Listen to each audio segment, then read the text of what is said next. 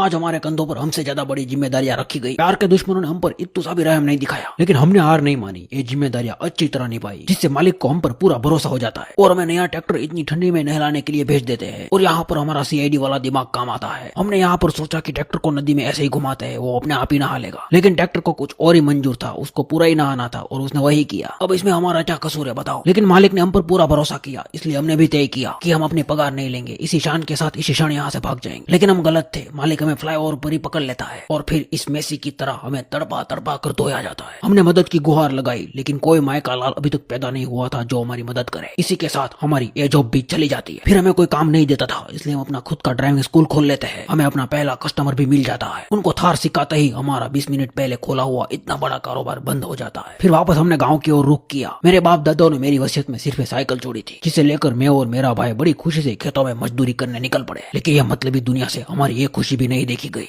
परंतु